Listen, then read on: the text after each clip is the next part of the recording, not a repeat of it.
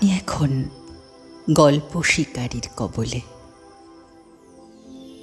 মিশির আলী বাংলাদেশের প্রখ্যাত কথা সাহিত্যিক হুমায়ুন আহমেদ সৃষ্ট জনপ্রিয় অনবদ্য এক চরিত্র।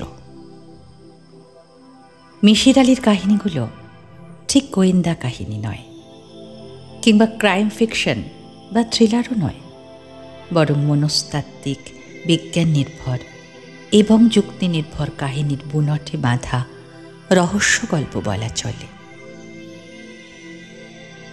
আজ শুনুন তৃতীয় ও অন্তিম পর্ব। আমি মিশির আলী, আমি মিশির আলী, আমি মিশির আলী।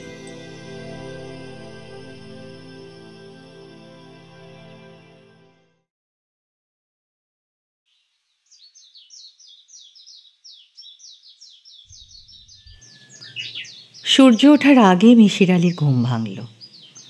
অন্ধকার মাত্র কাটতে শুরু করেছে। টেবিলে রাখা হ্যারিকেন নিভে গেছে। টেবিল ল্যাম্পটা দপদপ করছে, যে কোনো মুহূর্তেই নিভবে।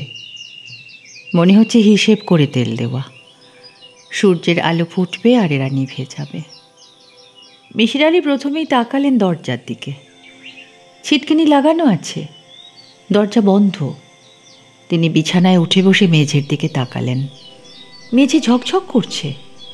ঝড় বৃষ্টির রাতে কোনো কুকুর উঠে এলে মেঝেতে তার পায়ের দাগ থাকত। মেঝেতে কোনো দাগ নেই। গত রাতে মোটামুটি ভয়াবহ একটা স্বপ্ন দেখেছিলেন, এই বিষয়ে কোনো সন্দেহ থাকার কারণ নেই। তবু সন্দেহটা যাচ্ছে না। তিনি বিছানা থেকে নামলেন, দরজা খুলে বারান্দায় এসে দাঁড়ালেন। সকালের প্রথম আলোয় নদী দেখা যাচ্ছে। আশ্চর্যের ব্যাপার হলো, নদীটা পাঁচিল ঘেরা বাড়ির সঙ্গে যাচ্ছে না। মনে হচ্ছে ওই বাড়িটার সঙ্গে নদীর কোনো যোগ নেই। নদীটা দেখতে ভালো লাগছে না। ভেতরের উঠোনে একটা জলচৌকির ওপর বরকত দাঁড়িয়ে আছে। তার হাতে পেতলের বদনা। সে মিশির আলীকে দেখতে পায়নি। মিশির আলী ডাকলেন, বরকত। বরকত ভয়াবহভাবে চমকে উঠল। হাত থেকে বদনা জলচৌকিতে পড়ে ঝনঝন করে একটা শব্দ হলো। এতটা চমকানোর কোনো কারণ ছিল না। মিশির আলী বললেন, কি করছো তুমি? নামাজে রজু করি, ফজরের নামাজ। তোমার কুকুর কি বাঁধা আছে? জি বান্দা, নিচে আসেন। মিশির আলী নিচে নেমে এলেন। চা খাইবেন? গরম চা খেতে পারলে তো ভালোই হতো। নামাজ শেষ কইরা চা দিতেছি। তোমার কুকুরগুলো কোথায়? একটু দেখি। ওই যে ওই দিকে পেয়ারা গাছের সঙ্গে বাঁধা আছে। কাছে যান, হাত দেন, শৈলে হাত দেন। আপনারে কিছু বলবো না। কিছু বলবে না কেন? একটা ঘটনা ঘটাইছি। আপনার জুতো কাপড় শুকাইয়া দিছি। ওখানেরা আপনার শৈলের গন্ধ চিনে। কাজটা তো তুমি নিজের থেকে করনি, তাই না? কে করতে বলেছে? বরকত জবাব দিল না, এক দৃষ্টিতে তাকিয়ে রইল। মিশির আলীর মনে হলো বরকত তার আগের অবস্থায় ফিরে গেছে। এখন আর কথা বলবে না। কিছু জিজ্ঞেস করলে অদ্ভুত ভঙ্গিতে তাকিয়ে থাকবে। মিশির আলী বললেন, গেটটা একটু খুলে দাও, নদীর পাড়ে বেড়াতে যাব। এত কাছে নদী, নদীটাই দেখা হয়নি। গেট খুলন যাইব না, বড় সাহেবের নিষেধ আছে। নিষেধ? জি নিষেধ। আমি খুলতে চাইলেও খুলতে পারবো না। চাবি থাকে বড় সাহেবের কাছে। চাবি সব সময় বড় সাহেবের কাছে থাকে? সব সময় চাবি ওনার কাছে থাকে। যখন আপনার মতো কেউ বেড়াইতে আসে, তখনও চাবি ওনার কাছেই থাকে। যাতে অতিথিরা পালিয়ে যেতে না পারে, সেই জন্যে? কী জন্যে সেটা তো আমি জানি না, বড় সাহেব জানে। আচ্ছা ঠিক আছে, তুমি নামাজ পড়তে যাও। তোমার তো নামাজে দেরি হয়ে যাচ্ছে। আমি বাগানের দিকে যাচ্ছি। তুমি নামাজ শেষ করে 2 কাপ চা নিয়ে এসো। আমার জন্য 1 কাপ আর তোমার জন্য 1 কাপ। চা খেতে খেতে গল্প করব। আচ্ছা বরকত, আমি যখন তোমাকে ডাকলাম তুমি ভয় পেলে কেন? তোমার হাত থেকে বদনাটাই পড়ে গেল। বরকত জবাব দিল না। তার ঠোঁটের কোণায় একটা অস্পষ্ট হাসির রেখা দেখা গেল। মিশির আলি হাঁটতে শুরু করলেন। চেরি গাছের নিচে এসে দাঁড়ালেন। তাঁর দৃষ্টি মাটির দিকে। হুইল চেয়ারের কোনো দাগ কি মাটিতে আছে? থাকার কোনোই কারণ নেই। কাল রাতে যা দেখেছেন তার পুরোটাই স্বপ্ন। এই সত্য সন্দেহাতীত ভাবে সত্য। তারপরেও দেখা, মানুষের মন এমন যে একবার কোনো বিষয়ে সন্দেহ উপস্থিত হলে সেই সন্দেহ আর যেতেই চায় না। হুইল চেয়ারের পায়ের রেখা ভেজা মাটিতে কিন্তু আছে। মিশির আলির ভুরু কুঞ্চিত হলো। স্বপ্নের একটি অংশ কি সত্যি? মানুষ যেমন মিথ্যা কথা বলার সময় মিথ্যার সঙ্গে কিছু সত্য মিশিয়ে দেয়, স্বপ্নেও কি সেরকম কিছু ঘটে? মস্তিষ্ক স্বপ্নের সঙ্গে সামান্য বাস্তব মেশায়। মিশির আলি হুইল চেয়ারের দাগ ধরে এগোতে লাগলেন। তাকে বেশি দূর যেতে হলো না। তার আগেই থমকে দাঁড়াতে হলো। লাইব্রেরি ঘরের বারান্দা থেকে সুলতান বলল, স্যার কি করছেন? কিছু করছি না, একটু হাঁটছি। ওই প্রাতঃভ্রমণ বলতে পারো। আমার কাছে মনে হচ্ছে মাটিতে কি যেন খুঁজতে খুঁজতে এগোচ্ছেন। কি খুঁজছেন? হুইল চেয়ারের পায়ের দাগ? হ্যাঁ, তুমি কাল রাতে হুইল চেয়ার নিয়ে বাগানে ঘুরেছ। তা কোথায় কোথায় গিয়েছিলে সেটা দেখছিলাম। এই অনুসন্ধানের কোনো বিশেষ কারণ আছে কি? না, তেমন কোনো কারণ নেই। শেষ রাতের দিকে বৃষ্টি থামলো তো বাগানে ঘুরছিলাম, তারপরে আকাশ দেখছিলাম।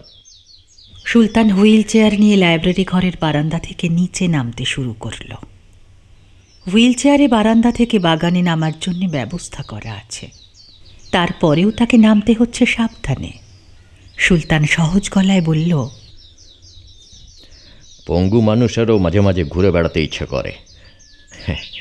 বাগানে যেতে ইচ্ছা করে। শীতের সময় বাগানে ঘুরে বেড়ানোটা বেশ সহজ হয়, কিন্তু বর্ষাকালে বেশ কঠিন। চাকা মাটিতে ঢুকে যায় আর তখন পেছন থেকে কাউকে ঠেলতে হয়। যাকে স্যার, আপনার রাত্রে ভালো ঘুম হয়েছিল? হ্যাঁ, ভালোই হয়েছে। বেশ ভালো নাকি মোটামুটি ভালো? বেশ ভালো। আপনি কি আর্লি রাইজার? না, আজ সকালে কিভাবে যেন ঘুমটা ভেঙে গেছে। আর আমার কপালে কোনো সূর্যোদয় নেই, খালি সূর্যাস্ত। আমার কপালে সূর্যোদয় প্রচুর। আমি রাত্রে ঘুমোই না তো, সকালে সূর্য দেখে তবে ঘুমোতে চাই। বরং আমার কপালে সূর্যাস্ত নেই। আমি তো তাহলে তোমাকে ঘুম থেকে বঞ্চিত করছি। যাও, শুয়ে পড়ো। না, আজ আমি আপনার সঙ্গে গল্প করব। চলুন নিচে মরিচ ফুলের গাছটার কাছে যাই। আপনি বেদিতে বসবেন আর আমি বসবো হুইল চেয়ারে। আমাদের আই লেভেলও ঠিক থাকবে। বরকতকে চা নিয়ে আসতে বলেছিলাম, তুমি চা খাবে? খেতে পারি। চায়ে চিনি কতটা খাও? কেন জানতে চান বলুন তো? বিশেষ কোনো কারণ নেই, এমনিই জিজ্ঞাসা করলাম। 2 চামচ। আমার ধারণা ছিল তুমি চায়ে চিনি খাও না। এরকম ধারণা হওয়ার কারণটা কি? মধু খাও না তো, তাই ভাবলাম মিষ্টি জাতীয় কিছুই খাও না। আমি মধু খাই না, এ কথা আপনাকে কে বলল? কেউ বলেনি। আমার ধারণা তুমি খাও না, কিন্তু অন্যদের আগ্রহ করে খাওয়াও। আমার ধারণাটা কি ঠিক? আপনার ধারণাটা ঠিক, কিন্তু এই ধারণাটা কেন আপনার হলো সেটা আমি জানতে পারি কি? একটু ব্যাখ্যা করবেন? আমার 6th সেন্স সেরকমই একটা কিছু বলছিল। 6th সেন্স বলে কিছু নেই, এটা আপনি যেমন জানেন আমিও জানি। আমি মধু খাই না, এটা কেন বললেন সেটা বলুন। সুলতান তীক্ষ্ণ দৃষ্টিতে তাকিয়ে আছে। সে বড় বড় নিঃশ্বাস নিচ্ছে, তার হাতের মুঠি বন্ধ। প্রতিটি লক্ষণ বলে দিচ্ছে সে রেগে গেছে, রাগ সামলাতে পারছে না। মিশির আলী সুলতানের রাগটাকে তেমন গুরুত্ব দিলেন বলে মনে হলো না, যেন তিনি ধরেই নিয়েছেন সুলতান রাগবে। মিশির আলী গাছের বেদিতে পা তুলে বসলেন, স্বাভাবিক গলায় বললেন, সুলতান, তোমার কাছে কি সিগারেট আছে? দিনের প্রথম চাটা সিগারেট দিয়ে খেতে হয়। আমার সিগারেটের প্যাকেটটা ওপরে রেখে চলে এসেছি। বরকত চা নিয়ে এসেছে, দুজনের জন্যই চা এনেছে। সুন্দর কাপে করে মিশির আলীর জন্য চা আর তার নিজের জন্য গ্লাস ভর্তি চা। মিশির আলী বললেন, বরকত, তুমি কাপটা বড় সাহেবকে দাও, আর তুমি যে গ্লাসটা এনেছো সেই গ্লাসটা আমাকে দাও। আমি তোমার গ্লাসে করে চা খাবো।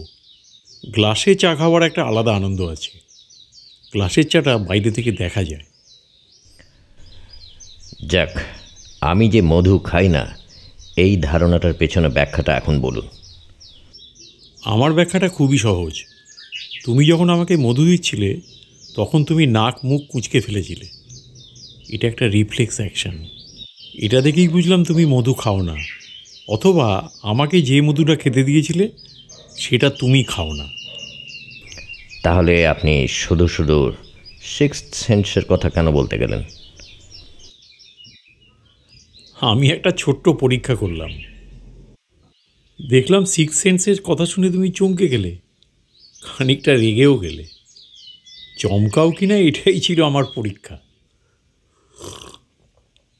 আরে, বরকত তো দেখি ভালোই চা বানায়।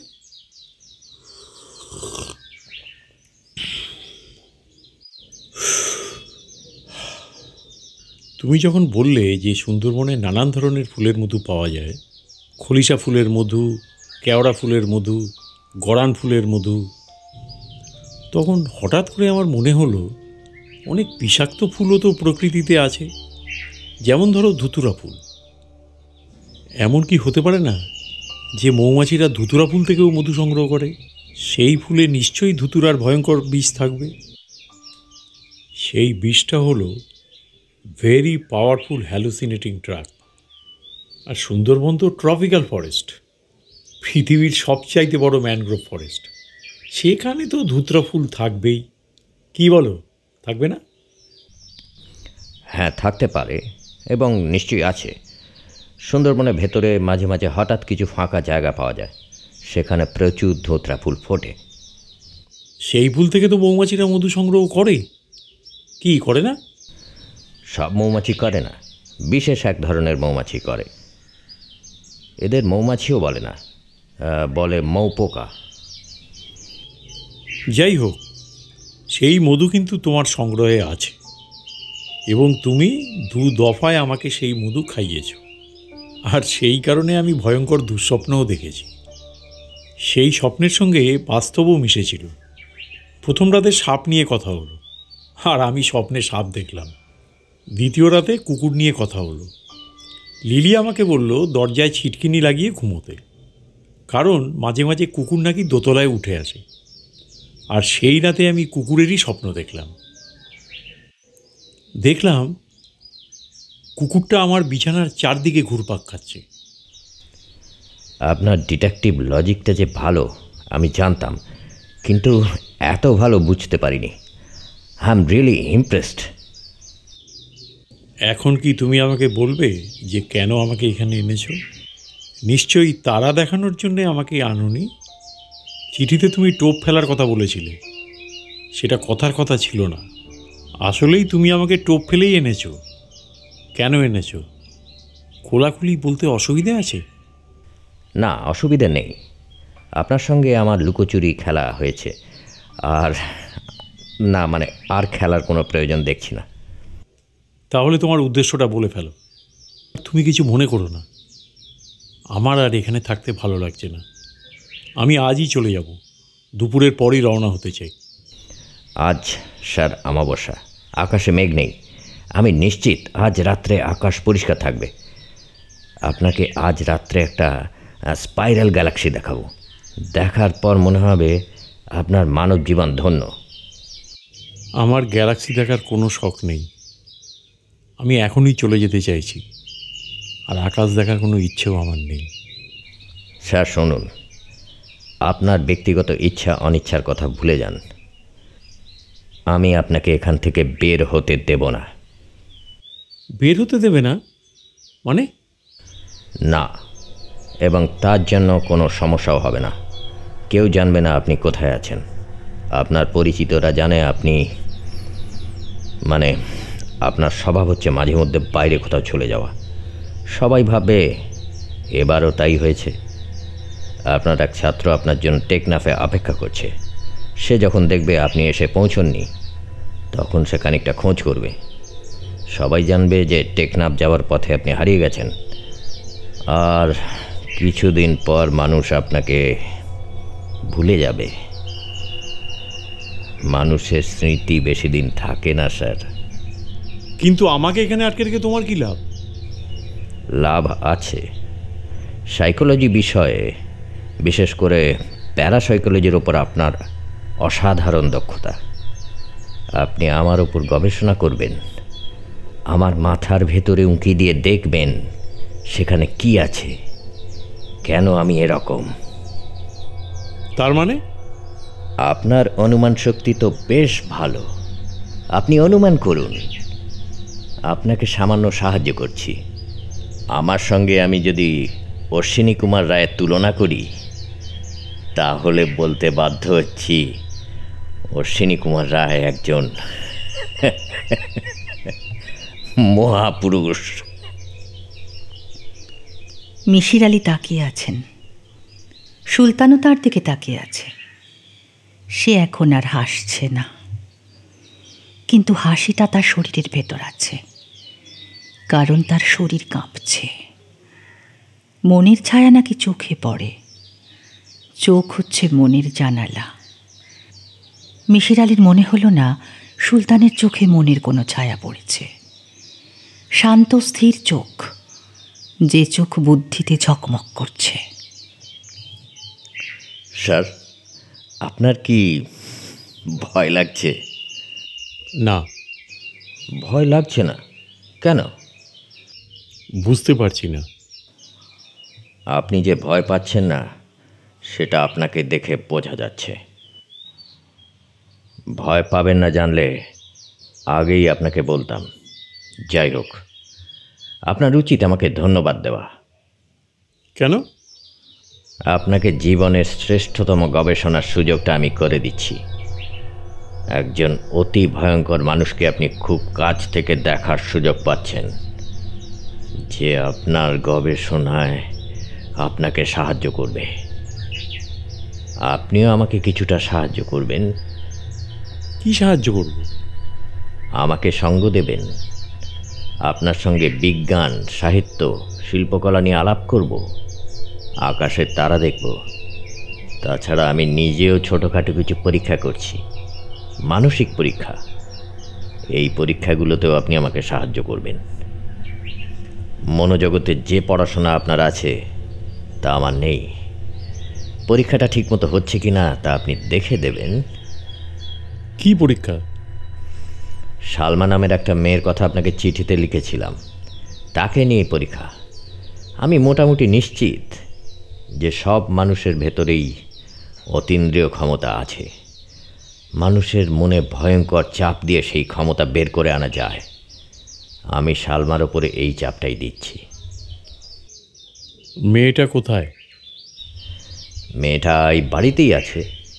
রাতে আপনার সঙ্গে পরিচয় করিয়ে দেবো। কিন্তু লিলি তো বলেছিল সালমা বলে কেউ নেই। লিলি নাকি সালমা? লিলি সব কথা গুরুত্বের সঙ্গে গ্রহণ করার কোনো প্রয়োজন নেই। আমি এখন ঘুমোতে যাব। আপনার কিছু জিজ্ঞাসা করার থাকলে জিজ্ঞাসা করুন। হুইল চেয়ারের প্রয়োজন কি তোমার আছে? না, হুইল চেয়ার আমার কোনোই প্রয়োজন নেই। আমি শারীরিকভাবে সুস্থ একজন মানুষ। ইচ্ছা করেই হুইল চেয়ারে সময় কাটাই, যাতে বাইরের লোকজন জানে এই বাড়িতে পঙ্গু একটা লোক থাকে। পঙ্গু বলেই সে শহর ছেড়ে নির্জনে বাস করে। এই কাজটা না করলে কথা উঠত সম্পূর্ণ সুস্থ একজন মানুষ দিনের পর দিন এই নির্জনে স্বেচ্ছাবন্দী হয়ে আছে কেন? অবশ্যই হুইল চেয়ারের একটা ভালো ব্যবহারও আছে। টেলিস্কোপ ফিট করে তারা দেখার সময় এটা খুব কাজে লাগে। কিন্তু তুমি যে আমাকে এখানে আটকে রাখার জন্য এনেছো, তা কি এই বাড়ির লোকজন জানে? জানবে না কেন? জানে, লিলি জানে, বরকত জানে। আপনার মতো অনেকেই এই বাড়িতে আসে, কেউ ফিরে যায় না। বুঝতেই পারছেন, এই বাড়ি থেকে কাউকে জীবিত ফেরত পাঠানো আমার জন্য সম্ভব নয়। কোনো ভয়ঙ্কর মানুষ যদি তার কর্মকাণ্ড চালিয়ে যেতে চায়, তাহলে অবশ্যই তাকে সাবধানী হতে হবে। আর সিরিয়াল কিলারদের কথাই ধরুন, সব সিরিয়াল কিলারই চিতাবাঘের থেকেও সাবধানী। একের পর এক মানুষ মারতে হবে। সাবধানী না হলে এই কাজটা সে করতে পারবে না। স্যার, আমি ঠিক বলছি তো? হ্যাঁ, ঠিকই বলছো। Thank you. আমি শালমা মেয়েটিকে নিয়ে গবেষণাধর্মী যে কাজটা করছি তার লেখার চেষ্টা করছি। আমি পাঠিয়ে দেবো, পড়ে দেখবেন। লেখাটা গবেষণাধর্মী হয়নি, সায়েন্টিফিক পেপার কী করে লিখতে হয় জানি না। এই দায়িত্বটা আপনার।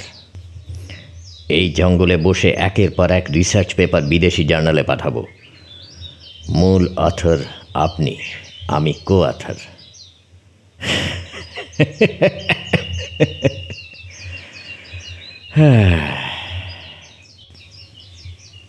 সুলতান হাসল, সেই হাসি যা চট করে মুখ থেকে মুছে যায়, কিন্তু শরীরে থেকে যায়। বেশ কিছুক্ষণ শরীর দুলতে থাকে। এই প্রথম মিশির আলীর শরীর গুলিয়ে উঠল। তার মনে হলো ঘৃণাকর কিছু একটা তার সামনে বসে আছে। স্যার, এখন কিন্তু আপনি আমাকে সামান্য ভয় পাচ্ছেন। আপনার চোখ মুখ শুকিয়ে গেছে। কোম্পানি হিসেবে আমি খারাপ হব না। আমি শিক্ষিত একজন মানুষ। অঙ্কশাস্ত্রের মতো এক জটিল বিষয়ে আমার পিএইচডি ডিগ্রি আছে। আপনি অঙ্কের ছাত্র নন, তাই হয়তো আমাকে চেনেন না। গ্রুপ থিওরির সব বইতেই সুলতান ফাংশন বলে একটা ফাংশনের উল্লেখ আছে। আমার নামেই তার নাম। যৌবনে এইদিকে কিছু কাজ করেছিলাম, পরে এসব অর্থহীন মনে হয়েছে। স্যার, আমি কি বলছি আপনি শুনতে পাচ্ছেন? হ্যাঁ, শুনছি। এখন আমার মনে হচ্ছে আসল রহস্য পদার্থবিদ্যা বা অঙ্কে না, আসল রহস্য মানুষের মনে। আকাশ যেমন অন্তহীন, মানুষের মনও তাই। পৃথিবীর বেশিরভাগ অঙ্কবিদ আকাশের দিকে তাকিয়ে থাকতে ভালোবাসতেন। আমিও ভালোবাসি। আকাশের দিকে তাকালে জাগতিক সব কিছু তুচ্ছ মনে হয়। We are so insignificant. আমাদের জন্ম মৃত্যু সবই অর্থহীন। তুমি কি মানুষ খুন করেছো? সুলতান জবাব দিল না। মিশির আলী স্তব্ধ হয়ে বসে আছেন। সুলতান হুইল চেয়ার ঘুরিয়ে চলে যাচ্ছে। পেয়ারা গাছের নিচে বরকতকে দেখা যাচ্ছে, সে কুকুরকে স্নান করাচ্ছে। রোদ উঠেছে, আবহাওয়া অত্যন্ত মনোরম। চেরি গাছ থেকে একটা দুটো করে ফুল পড়ছে। ফুলগুলো গাছে যত সুন্দর দেখাচ্ছে, হাতে নেওয়ার পর তত সুন্দর লাগছে না। কিছু সৌন্দর্য দূর থেকে দেখতে হয়, কাছ থেকে নয়। আমার নাম সুলতান। সাধারণ গরিব ঘরের ছেলেমেয়েদের এই জাতীয় নাম হয়ে থাকে, সুলতান, সম্রাট, বাদশাহ। বাবা মা ভাবেন যে বড় হয়ে ছেলে রাজা বাদশাহ হবে। আমি কোনো গরিব ঘরের সন্তান ছিলাম না, বিত্তশালী পরিবারের সন্তান ছিলাম। আমার বাবা মা সন্তানের নামকরণের মতো তুচ্ছ বিষয়ে কোনো আগ্রহ ছিল না। আমরা অনেকগুলো ভাই বোন ছিলাম। মা প্রতি বছর একটি করে সন্তান প্রসব করতে করতে ক্লান্ত হয়ে পড়েছিলেন। গান হবার পর থেকেই মাকে বিছানায় শোয়া অবস্থায় পেয়েছি। নিজের সন্তানদের দিকে তাকানোর মতো অবস্থা তার ছিল না। তার মন এবং শরীর দুই নষ্ট হয়ে গিয়েছিল। শেষের দিকে তিনি মৃত্যুর জন্য অপেক্ষা শুরু করেছিলেন। আমরা থাকতাম ঢাকার একটা বাড়িতে। সেই বাড়িটাও বিশাল। এই বাড়িও উঁচু পাঁচিল দিয়ে ঘেরা। আমাদের পড়াশোনার জন্য ঢাকায় এনে রাখা হয়েছিল, কিন্তু সেদিকে কারুর নজর ছিল বলে মনে হয় না। বাবা ব্যস্ত থাকতেন ব্যবসা নিয়ে। আজ ঢাকা, কাল নারায়ণগঞ্জ, পরশু খুলনা, এই অবস্থা। আর মা বিছানায়। বাড়ি ভর্তি কাজের লোক। এরা ব্যস্ত হয়ে ঘোরাঘুরি করা ছাড়া আর কিছুই করে না। সন্ধ্যার পর দুজন প্রাইভেট টিউটর আসেন, বেড নিয়ে হম্বিতম্বি করেন। সপ্তাহে 3 দিন আসেন একজন মাওলানা। তাঁর বিরাট দাড়ি, চোখে সুরমা। তিনি আমাদের কোরআন শরীফ পাঠ করা শেখান। বিরাট বিশৃঙ্খলার মধ্যে আমরা বড় হচ্ছি, তবে বিশৃঙ্খলারও নিজস্ব ছন্দ আছে। কখনো ছন্দ পতন হচ্ছে না। একদিন হলো আমার বড় বোন মারা গেল। ভালো মানুষ, সারাদিন কাজকর্ম করেছে, মাওলানা সাহেবের কাছে সিপার পড়েছে, রাতে এশার নামাজ পড়ে ঘুমোতে গিয়েছে। সেই ঘুম আর ভাঙল না। বাবা তখন চিটাগাঙে। তিনি খবর পেয়ে কাজকর্ম ফেলে চলে এলেন, কিন্তু তিনি কন্যার শোকে অধীর হননি। তিনি শুধু বারান্দার এ মাথা থেকে ও মাথা পর্যন্ত হাঁটতে লাগলেন আর বারবার বলতে লাগলেন, সমস্যাটা কি, ঘটনাটা কি। বড় বোনের মৃত্যুর পেছনে কোনো সমস্যা বা ঘটনা হয়তো ছিল। আমি নিতান্তই শিশু, তাই বুঝতে পারিনি। আমার বড় বোনের নাম মিরু। তার তখন 18-19 বছর। সমস্যারই সময়। আমার ধারণা ভালো কোনো সমস্যাই ছিল। বড় বোনের মৃত্যুর ঠিক 6 মাসের মাথায় মারা গেল আমার মেজ ভাই। তার নাম ইজাজত। স্কুল থেকে ফেরার সময় রিকশার ধাক্কা খেয়ে নর্দমায় পড়ে মাথায় ব্যথা পেল। বাসায় এসে কয়েকবার বমি করে চোখ উল্টে দিল। বাবা শোকে যে অভিভূত হলেন তা নয়। চোখ মুখ মুচকে বললেন, সমস্যাটা কি? ট্রাকের নিচে পড়ে মারা যায় এটা ঠিক, কিন্তু রিকশার নিচে পড়ে মৃত্যু, এ কেমন কথা? এ নিশ্চয়ই কোনো অভিশাপ, মহা অভিশাপ। এই বাড়িতে থাকা আর ঠিক হবে না। সেই বছরের শেষ দিকে আমার সবচেয়ে ছোট বোনটি মারা গেল। তার মৃত্যু স্বাভাবিকই ছিল, ডিপথেরিয়ায় মৃত্যু। ছোট বোনের মৃত্যুর পর বাবা সবাইকে নিয়ে গ্রামের বাড়িতে চলে আসেন। ঠিক হলো ঢাকায় নতুন কোনো বড় বাড়ি ঠিক হওয়া না পর্যন্ত আমরা গ্রামেই থাকব। অভিশাপ লাগা বাড়িতে আর ফিরে যাব না। গ্রামের বাড়িতে আমাদের লেখাপড়া দেখিয়ে দেওয়ার জন্য সার্বক্ষণিক একজন শিক্ষক রাখা হলো। তার নাম ইদ্রিস, মোহাম্মদ ইদ্রিস মাস্টার। বাবা তাকে ডেকে বিশেষ নির্দেশ দিলেন, শিশুদের শাসনে রাখতে হবে, কঠিন শাসন। পড়াশোনা না করলে বা বেয়াদপি করলে মেয়েদের তক্তা বানিয়ে দিতে হবে। কোনো অসুবিধে নেই। শিশুদের দুটোই ওষুধ, একটা কৃমির ওষুধ আর আরেকটা মার। মোহাম্মদ ইদ্রিস অত্যন্ত উৎসাহে তার কর্মকাণ্ড শুরু করলেন। প্রতিদিনই তিনি নির্যাতনের নানা কৌশল বের করতে লাগলেন। 2 হাতে ইট নিয়ে সূর্যের দিকে তাকিয়ে থাকা, এটা শুরু। হাতের ইট তার পায়ে ফেলে দিয়ে তাকে প্রায় খোঁড়া করে ফেলার চেষ্টা করেছিলাম। এই জন্যই হয়তো আমার শাস্তির ব্যাপারে তিনি বিশেষ যত্নবান হলেন। এমন সব শাস্তি যা অনেক চিন্তাভাবনা গবেষণা করে বের করতে হয়, চট করে মাথায় আসে না। আমাকে তিনি এক বিকেলে বিশেষ এক ধরনের শাস্তি দেওয়ার জন্য মন্দিরে নিয়ে ঢুকলেন। গা থেকে শার্ট খুলে খালি গা করলেন। দড়ি দিয়ে 2 হাত পিচমোড়া করে বাঁধলেন। তারপর 2টো প্রকাণ্ড মাকড়সা সুতো দিয়ে বেঁধে আমার গলায় মালার মতো পরিয়ে দিয়ে মন্দিরের দরজা বন্ধ করে চলে গেলেন। আমার মাকড়সা ভীতি আছে। এই নিরীহ প্রাণী মানুষের কোনো ক্ষতি করে না, কিন্তু যারা একে ভয় পায় তাদের কাছে এরা রাজ্যের বিভীষিকা নিয়ে উপস্থিত হয়, যে কারণে মাকড়সা ভীতির আলাদা নাম পর্যন্ত আছে। প্রথমে কিছুক্ষণ মনে হলো আমি বোধহয় এক্ষুনি মারা যাব। সুতো দিয়ে বাঁধা মাকড়সা দুটো সারা গায়ে কিলবিল করছে, গলা বেয়ে মুখের দিকে উঠে আসতে চেষ্টা করছে। আমি চিৎকার করার চেষ্টা করছি, গলা দিয়ে সামান্যতম শব্দও বেরোচ্ছে না। আমার ইচ্ছা করছিল ছুটে গিয়ে দরজায় আছড়ে পড়ি। সেটা সম্ভব হচ্ছিল না, কারণ আমার হাত পা জমে গিয়েছিল। ঘর অন্ধকার, আমি চোখে কিছুই দেখছি না, কিন্তু অদ্ভুত কারণে মাকড়সা দুটোকে দেখতে পাচ্ছি। মনে হচ্ছে তাদের গা থেকে হালকা সবুজ আলো বেরোচ্ছে। এই সময় অদ্ভুত এক ঘটনা ঘটল। চোখের সামনে দেখলাম একটা মেয়ে দাঁড়িয়ে আছে, তার মুখ হাসি হাসি। যুবতী মেয়ে, তার গায়ে কোনো কাপড় নেই, তার জন্য কোনো লজ্জাও নেই। তার মাথা ভর্তি লম্বা লম্বা চুল, সেই চুল মুখের ওপর পড়ে আছে। মেয়েটা বলল, মাকড়সা তো সামান্য পোকা, তুই তো দেখি ভয়ে মরে যাচ্ছিস। আপনি মাকড়সা দুটো ফেলে দিন, আমি আপনার পায়ে পড়ছি। পায়ে পড়ে কোনো লাভ হবে না, আমি মাকড়সা হাত দিয়ে ছোবো না। স্নান করে এসেছি, হাত নোংরা হবে। তুই মাকড়সার দিকে না তাকিয়ে আমার দিকে তাকিয়ে কথা বল, তাহলে ভয় কমবে। আপনি আপনি কে? আমি গৌরকালী। কি আশ্চর্য, তুই তো দেখি মাকড়সার ভয়ে মরেই যাচ্ছিস। পেচ্ছাপ করে মন্দির অপবিত্র করে ফেলেছিস। তুই কেমন ছেলে বল দেখি, মাকড়সার ভয়ে কেউ পেচ্ছাপ করে? ছি!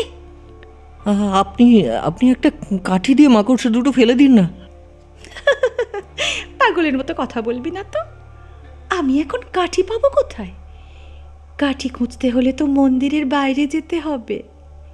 কুয়োর পাড়ে তোর মাস্টার বসে আছে, আর আমি এই নগ্ন হয়ে তার সামনে যাব নাকি? শোন, তোকে একটা বুদ্ধি দিই। এই মাস্টার না তোকে আরো অনেক যন্ত্রণা দেবে।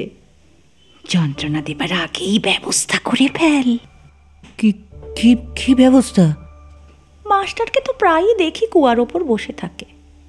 আচমকা ধাক্কা দিয়ে ব্যাটাকে কুয়ার ভেতর ফেলে দিবি।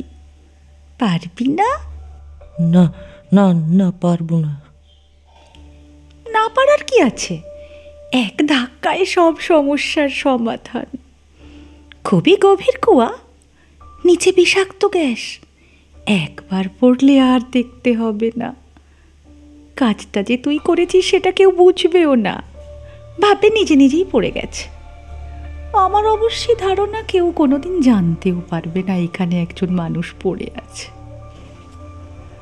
মন্দিরের ভেতরের স্মৃতি এরপর আমার আর কিছুই মনে নেই। হয়তো আমি অজ্ঞান হয়ে পড়েছিলাম। এই ঘটনার তৃতীয় দিনের দিন আমি মোহাম্মদ ইদ্রিস মাস্টারকে ধাক্কা দিয়ে কুয়োয় ফেলে দিই। কুয়োটা খুব গভীর তো ছিলই। ধাক্কা দেওয়ার অনেক পর ঝপাং করে একটা শব্দ কানে আসে, ও আল্লাহ, ও আল্লাহ গো। এই শব্দটা দুবার শোনা যায়, তারপর সব নিস্তব্ধ। আমি খুব স্বাভাবিকভাবে কুয়োর পাড়ে কিছুক্ষণ হাঁটাহাঁটি করি, তারপর ঘরে চলে আসি।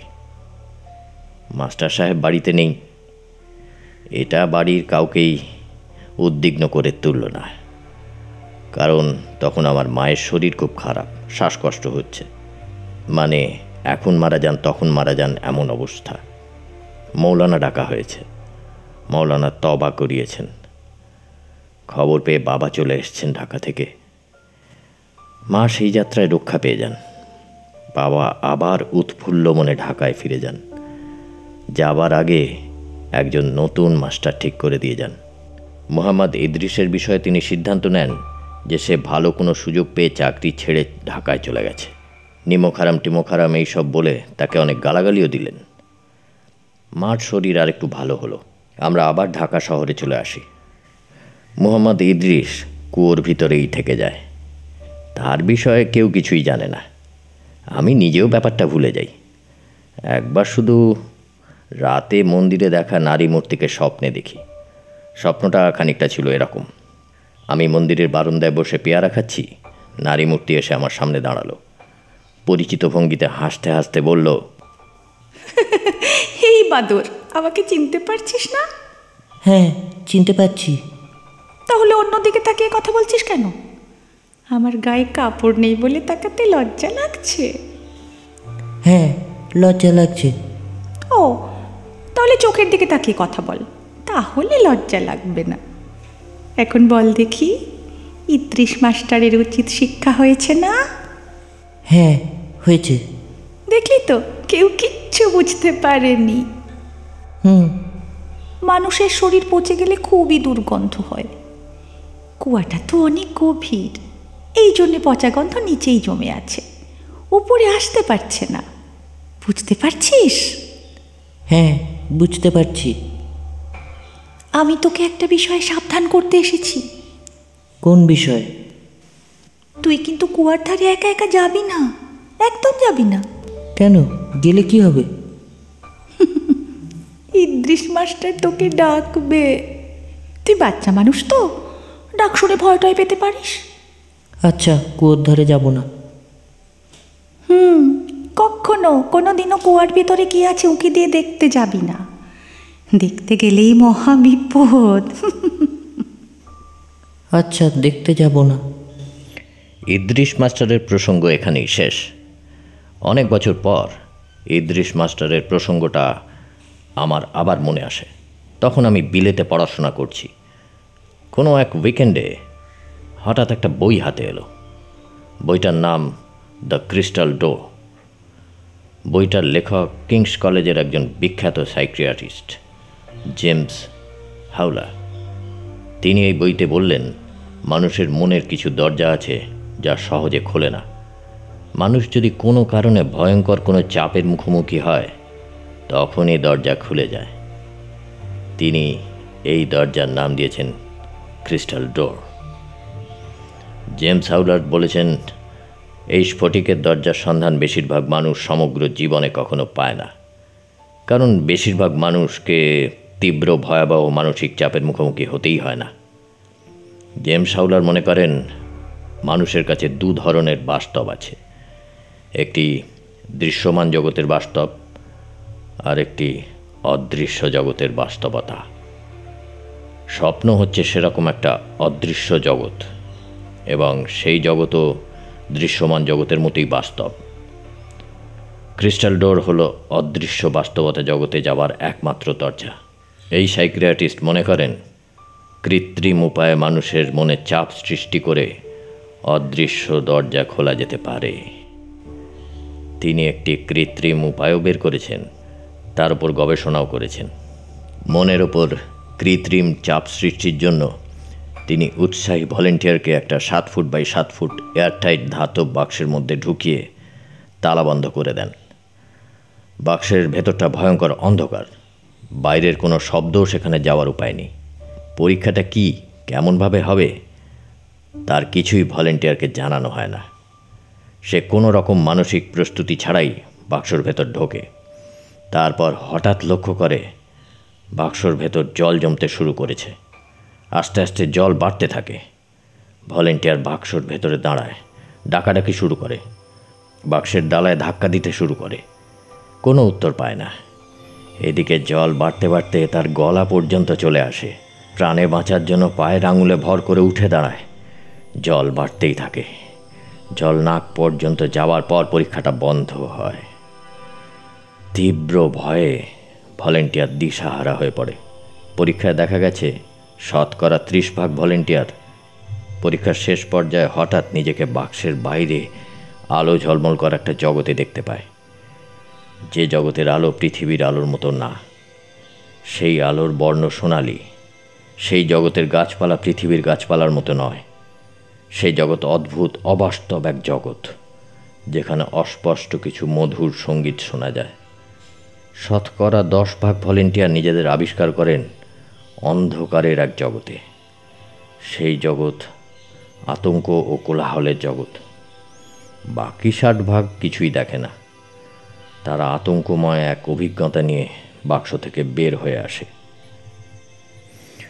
আমি জেমস সাহেবের বইটা পড়ে মোটামুটি নিশ্চিত হয়ে যাই যে শৈশবে মোহাম্মদ ইদ্রিস মাস্টার না জেনেই এই ধরনের একটা পরীক্ষা আমার ওপর করেছিল। ভয়াবহ মানসিক চাপ সৃষ্টি করে ক্রিস্টাল ডোর খোলার ব্যবস্থা করা হয়েছিল। আমার সাবজেক্ট ছিল অঙ্ক, কিন্তু তার চেয়েও প্যারাসাইকোলজির ওপর বিশেষ আগ্রহ বোধ করতে থাকি। এই ধরনের বইপত্র যা পাই পড়ে ফেলার চেষ্টা করি। এটা করতে গিয়ে অনেক ভালো বই যেমন পড়েছি, অনেক খারাপ বইও পড়েছি।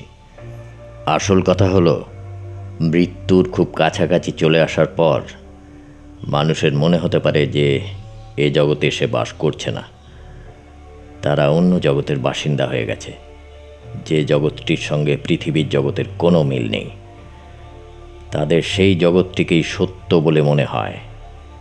বিলেতে পড়াশোনা করার সময় আমি মনে মনে ঠিক করে ফেলি, সুযোগ এবং সুবিধা মতো আমি প্যারাসাইকোলজির ওপর কিছু কাজ করব।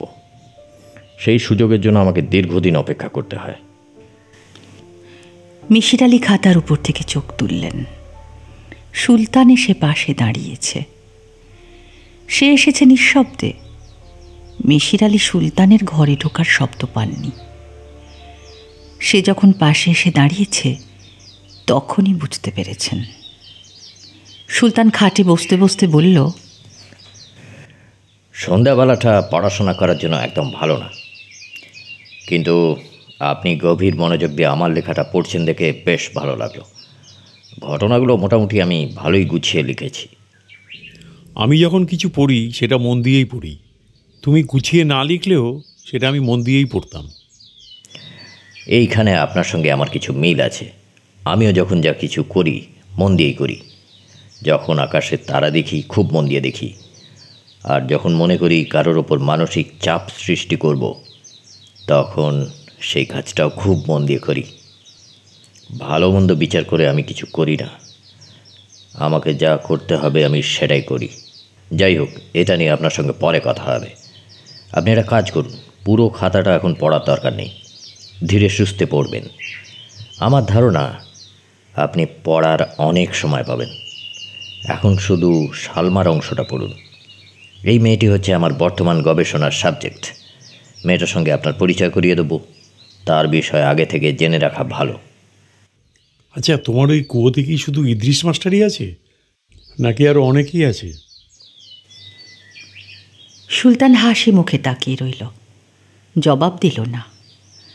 তার মুখ দেখে মনে হচ্ছে সে খুব মজার কোনো কথা শুনল। তোমার স্ত্রী লিলিকে দেখছি না, সে কোথায়?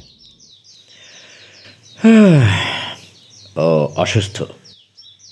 তোমার পরীক্ষা নিরীক্ষায় লিলি সাহায্য করে না? ওর সাহায্য তেমন প্রয়োজন পড়ে না। ও ভলেন্টিয়ার জোগাড় করে আনে, যেরকম আপনাকে আনলো। অবশ্যই আপনাকে ভলেন্টিয়ার বলাটা ঠিক হচ্ছে না। বিপজ্জনক কাজে ভলেন্টিয়ার পাওয়া যায় না, জোর করে আনতে হয়। আপনি অকারণ কথা বলে সময় নষ্ট করছেন। সালমার বিষয়ে কি লিখেছি তা তাড়াতাড়ি পড়ে ফেলুন। 106 নম্বর পৃষ্ঠায় পাবেন। আমি বরকতকে দিয়ে হ্যারিকেন পাঠিয়ে দিচ্ছি। আর ভালো কথা, চা খাবেন? আপনাকে আজ মনে হয় বিকেলের চাটা দেয়া হয়নি। লিলি একটু অসুস্থ হওয়ায় খুব একটু সমস্যা হয়ে গেছে। খাবার দাবারের ব্যবস্থাটা খানিকটা এলোমেলো হয়েছে। সুলতান উঠে দাঁড়াল। মিশির আলি হ্যারিকেনের জন্য অপেক্ষা করতে লাগলেন। সালমার বিষয়ে কি লেখা আছে মন দিয়ে পড়তে হবে। মিশির আলি খাতা খুললেন, 106 পৃষ্ঠা বের করলেন। এখনও ঘরে কিছু আলো আছে, পড়া শুরু করা যেতে পারে। এর মধ্যে নিশ্চয়ই হ্যারিকেন চলে আসবে।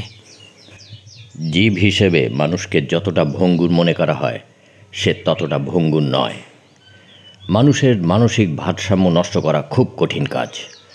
মস্তিষ্কের ডিফেন্স মেকানিজম অত্যন্ত প্রবল। সালমার ব্যাপারেও একই ঘটনা ঘটেছে। তার ওপর সৃষ্টি করা মানসিক চাপ সে নিজস্ব ডিফেন্স মেকানিজম দিয়ে প্রতিহত করেছে। আমি প্রতিদিনের পর্যবেক্ষণ লিখে যাচ্ছি। 18/4/80 সালমাকে প্রথম গ্রহণ করা হলো। সংগ্রহ পদ্ধতি অবান্তর বলে উল্লেখ করছি না। নতুন জায়গায় উপস্থিত হয়েই সে প্রথমে খুব ঘাবড়ে গেল। আমি দ্রুত তার ভয় দূর করলাম। তাকে বলা হলো আমি যত তাড়াতাড়ি সম্ভব তার বাবা মাকে খুঁজে বার করে তাদের কাছে তাকে পাঠিয়ে দেব। মেয়েটা মিশুক প্রকৃতির। পড়াশোনার খোঁজ নিলাম। সে জানালো তার ভীতির বিষয় একটাই, সেটা হলো অঙ্ক। তার অঙ্কের ভীতি কাটানোর জন্য অঙ্ক নিয়ে কিছুক্ষণ গল্প করলাম। সালমা, তোমার অঙ্ক নিয়ে এত ভীতি কেন? অঙ্ক তো খুব মজার জিনিস। মজার জিনিস? হ্যাঁ, খুবই মজার জিনিস। যেমন ধরো এই 9 সংখ্যাটা, এটা একটা ম্যাজিক নাম্বার, বুঝলে? তুমি যে কোনো একটা সংখ্যাকে 9 সংখ্যার সঙ্গে মনে মনে গুণ করো। 9 আর 6 গুণ করব, 9 6 54। হ্যাঁ, এবার 5 আর 4 যোগ করো। 5 4 4 9। আচ্ছা, এবারে ধরো 9 আর 7 গুণ করো, কত হয়? 7 9 63। 6 আর 3 যোগ করলে? হ্যাঁ, 6 আর 3 যোগ করলে তো 9 হয়, তাই তো? খুব মজা। তাহলে বুঝলে কীরকম ম্যাজিক নাম্বার এটা? সালমা অঙ্ক নিয়ে খুবই মজা পেল। বোঝা যাচ্ছে মেয়েটার বুদ্ধি ভালো। অল্প বুদ্ধির মেয়েরা অঙ্কের এই ব্যাপারটা ধরতে পারত না। 19 4 80। আজ সালমার উপর প্রথম মানসিক চাপ সৃষ্টি করা হলো। তাকে বললাম গৌরকালীর মন্দিরে তাকে বলি দেওয়া হবে। তাকে দেবী মূর্তি দেখেও আনলাম। সে জানতে চাইল কবে বলি দেওয়া হবে। আমি বললাম অমাবস্যায়। মেয়েটা সারা রাত অচেতন হয়ে পড়ে রইল। তার শরীরের উত্তাপ বাড়ল। রাত্রে ভুল বকতে শুরু করলো। 20 4 80। সকালবেলা মেয়েটা খুব স্বাভাবিক ব্যবহার করলো এবং ভীত গলায় বলল, চাচা, আমি না কাল রাত্রে একটা ভয়ঙ্কর স্বপ্ন দেখেছি। কী স্বপ্ন? দেখলাম আমাকে একজন বলছে আমাকে মা কালীর কাছে নাকি বলে দেওয়া হবে। চাচা, কেন আমি একটা এরকম স্বপ্ন দেখলাম? এই ভয়ঙ্কর স্বপ্নটা কেন দেখলাম? বুঝলাম মেয়েটির নিজস্ব ডিফেন্স মেকানিজম কাজ করতে শুরু করেছে। তার মস্তিষ্ক তাকে নিশ্চিতভাবে বুঝিয়ে দিচ্ছে কাল রাত্রে ঘটনাটা দুঃস্বপ্ন ছাড়া আর কিছুই নয়। 21 4 80। আজ রাত্রে সালমাকে থাকতে দেওয়া হলো মন্দিরে। মন্দিরে সামান্য আলোর ব্যবস্থা রাখা হলো। গাঢ় অন্ধকারে মানুষ ভয় পায় না। ভয় পাওয়ার জন্য আলো আধারের প্রয়োজন। কুকুর 3টে যাতে মন্দিরের চারপাশে ঘুরপাক খায় সেই ব্যবস্থা করা হলো। মন্দিরের মূল দরজা খোলা। আমার দেখার ইচ্ছা মেয়েটি কি করে। সে তেমন কিছু করল না। সারা রাত মূর্তির গা ঘেঁষে বসে রইল। মাঝে মাঝে দেখছি তার ঠোঁট নড়ছে। সে হয়তো কিছু কথা বলছে মূর্তির সঙ্গে। অর্থাৎ মূর্তিটাকে সে তার বন্ধু হিসেবে ভেবে নিয়েছে, কারণ মূর্তিটা দেখতে লিলির মতো। মিশির আলী খাতা বন্ধ করলেন। তার মাথায় সূক্ষ্ম যন্ত্রণা হচ্ছে। তিনি স্পষ্ট বুঝতে পারছেন সালমা নামের মেয়েটি আজ রাতেই মহা বিপদে পড়তে যাচ্ছে। সুলতান তার বিখ্যাত পরীক্ষা সালমাকে নিয়ে করছে না। সে আসলে পরীক্ষাটি করছে মিশির আলী নামের একজনকে নিয়ে, যাকে সে মানসিকভাবে নিজের কাছাকাছি ভাবছে। মিশির আলী মোটামুটি নিশ্চিত সুলতান মধ্যরাতে এই হত্যাকাণ্ডটি ঘটাবে। মেয়েটির মৃত্যুতে তার কিছু যায় আসে না। সালমা মেয়েটি তার সাবজেক্ট না। তার সাবজেক্ট মিশির আলী। তার আগ্রহ মিশির আলীকে নিয়ে। সুলতানের মতো মানুষেরা একটা পর্যায়ে বুদ্ধির খেলা খেলতে চায়। আমিই শ্রেষ্ঠ এটা প্রমাণ করার জন্য ব্যস্ত হয়ে ওঠে। সালমা মেয়েটাকে বাঁচাতে পারবো? কোনো উপায় আছে? খুব ঠান্ডা মাথায় ভাবতে হবে। যা করার খুব দ্রুত করতে হবে। হাতে সময় বেশি নেই। সুলতানের সঙ্গে প্রত্যক্ষ যুদ্ধে তিনি নামতে পারছেন না। মানসিক যুদ্ধ অবশ্যই করা যাবে, কিন্তু তার জন্য প্রয়োজনীয় অস্ত্র কি তার কাছে আছে? সুলতানের বিষয় অঙ্ক, কাজে যুক্তি ব্যাপারটা তার কাছে গুরুত্বপূর্ণ। সুলতানের মানসিক দুর্গে তাকে পৌঁছতে হবে যুক্তির সিঁড়িতে পা রেখে। তিনি কি পারবেন? মিশির আলী চোখ বন্ধ করে আছেন। নিজেকে শান্ত রাখার চেষ্টা করছেন, পারছেন না। তিনি অনুভব করলেন তার শরীর কাঁপছে। এটা ভালো লক্ষণ না। এটা বয়সের লক্ষণ, জ্বরার লক্ষণ। মিশির আলী ঘুম পাচ্ছে। তিনি বিছানায় লম্বা হয়ে শুয়ে পড়লেন। তার শীত লাগছে। তিনি গায়ের ওপর চাদর টেনে দিলেন। কিছুক্ষণ ঘুমোবেন। মধ্যরাতের আগেই সুলতান নিশ্চয়ই তাকে ডেকে নিয়ে যাবে।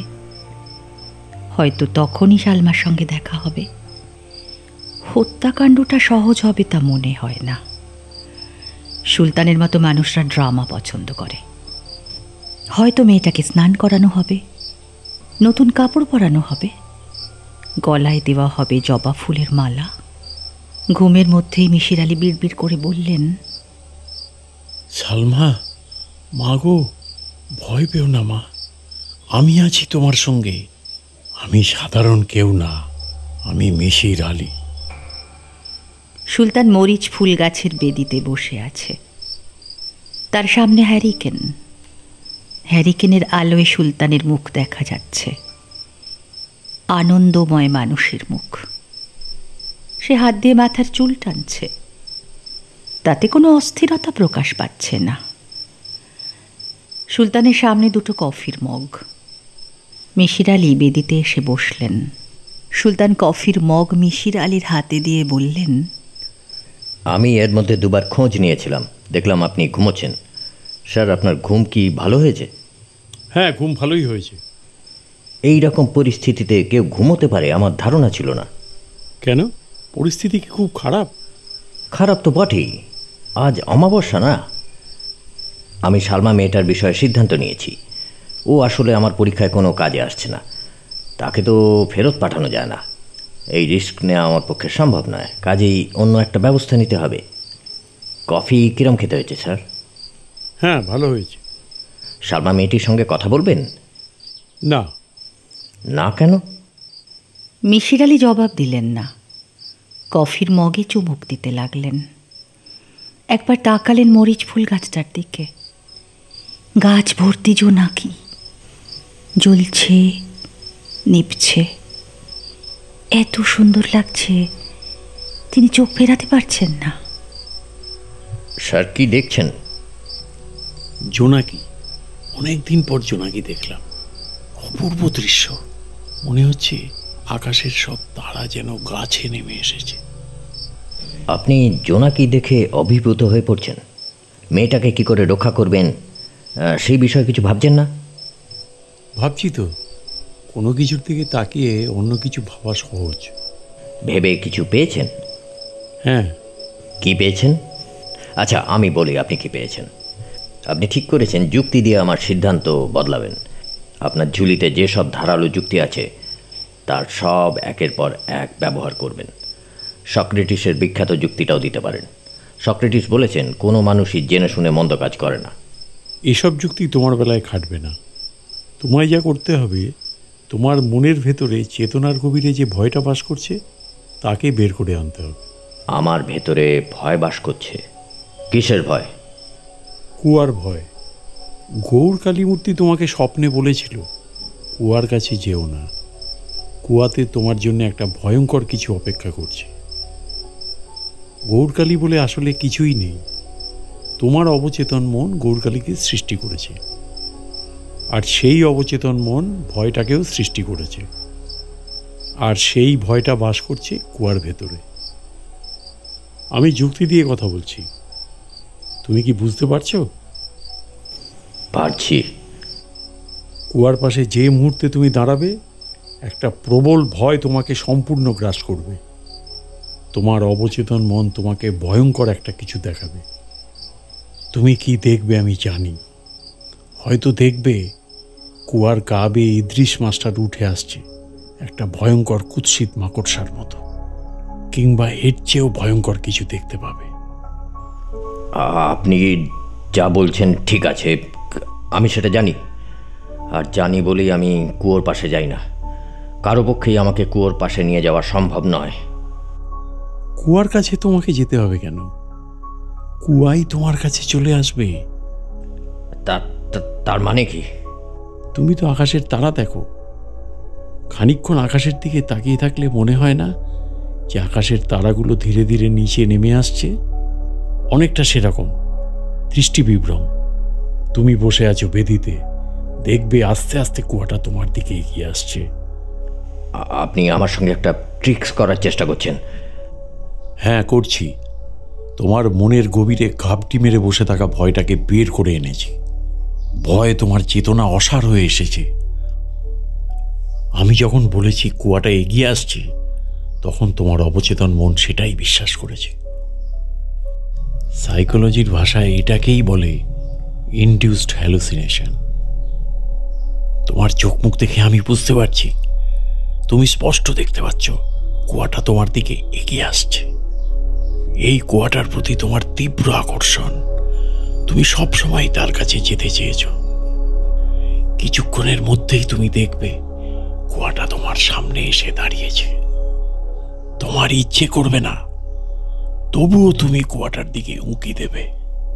তারপর তুমি যে ভয়টা পাবে, সেই ভয়ের জন্ম এই পৃথিবীতে নয়, অন্য কোনো জগতে।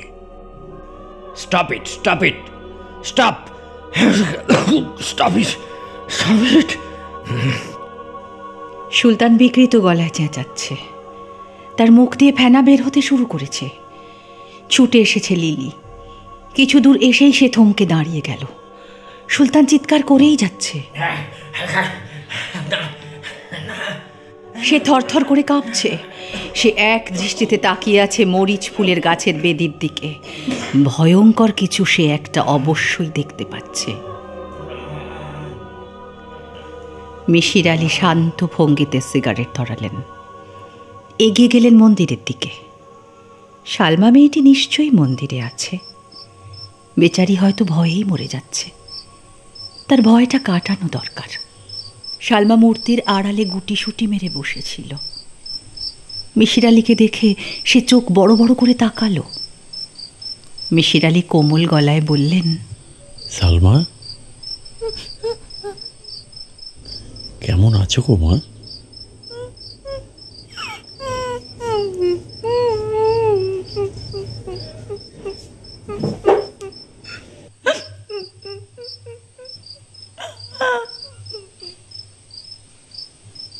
তার চোখ ভর্তি হয়ে গেল অশ্রুতে। সে কোনো উত্তর দিল না। মিশির আলী বললেন, কেমন আছো মা?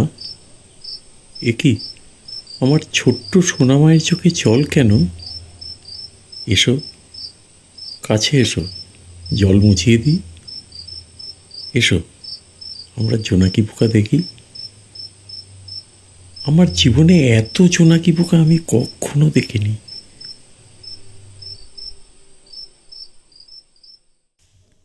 এখানেই শেষ হলো আমি মিশির আলী গল্পের অন্তিম পর্ব। গল্প পাঠে ছিলাম আমি অরিন, নিবেদিতা আর দৈপায়ন।